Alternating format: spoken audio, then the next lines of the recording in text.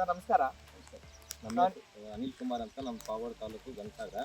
ನಾವು ಇದು ಪ್ರೈಮ್ ಅನ್ನೋದು ಇದು ಡ್ರಿಂಚಿಂಗು ನಾಟಿ ಮಾಡಿದ್ಮೇಲೆ 10 ದಿವಸಕ್ಕೆ ಮಾಡಿದ್ವಿ. ಅವಾಗ ಅಷ್ಟೊಂದು ಡೆವಲಪ್ಮೆಂಟ್ ಇರಲಿಲ್ಲ. ಇದು ಡ್ರಿಂಚಿಂಗ್ ಆದಮೇಲೆ ಒಂದು ಇದು ಒಂದು ಟೀ ಗ್ಲಾಸ್ನಾಗ ಒಂದೊಂದು ಗಿಡಕ್ಕೆ ಹಾಕಿದೆ.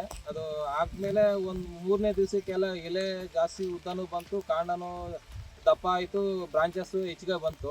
ಇದು ಎಲ್ಲ ನಮ್ಮ ಕಡೆ ಎಲ್ಲ ಡಬಲ್ ಹಾಕ್ತಾರೆ ಸಸಿ, ನಾವು ಒಂದೇ ಸಿಂಗಲ್ ಹಾಕಿರೋದು. ನೋಡಿ ಬುಡನೂ ಜಾಸ್ತಿ ದಪ್ಪನೂ ಆಯಿತು ಸರ್. ಈ ಕಡೆ ಎಲೆ ಕೂಡ ಉದ್ದ ಬಂದುಬಿಡ್ತು.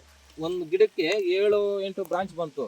ಇವಾಗ ಡಬಲ್ ಯಾರಾவது ಬಂದರೆ ಡಬಲ್ ಪೈರ್ ಅಂತ, ಇದು ಸಿಂಗಲ್ ಪೈರ್. ಇದು ನಾವು ಎಲ್ಲ ಡಬಲ್ ಹಾಕ್ತಿದ್ದು ಮೊದಲು, ಸಿಂಗಲ್ ಪೈರ್ ಹಂಗೆ ಚೆನ್ನಾಗಿ ಬಂತು ಸರ್. ಇದು ಈಗ ಇದೇ ರೀತಿ ಕೆಲಸ ಮಾಡ್ತಕ್ಕಂಥ ಬೇರೆ ಔಷಧಿಗೂ ಇದಕ್ಕೂ ಏನ್ ವ್ಯತ್ಯಾಸ ಅಂತ ನೀವು? ಇದು ಸ್ವಲ್ಪ ಸ್ಪೀಡಾಗಿ ವರ್ಕ್ ಮಾಡುತ್ತೆ, ಸ್ಪೀಡಾಗಿ ಕೆಲಸ ಮಾಡುತ್ತೆ. ಸ್ಪೀಡಾಗಿ ಕೆಲಸ ಮಾಡುತ್ತೆ. ಹಂಗಾದ್ರೆ ನಾವು ಟೊಮೊಟೊ ಬೆಳೆತಕ್ಕಂಥ ಎಲ್ಲ ರೈತರುಗಳು ಇದನ್ನ ಧೈರ್ಯವಾಗಿ ಯೂಸ್ ಮಾಡ್ಬೋದಾ?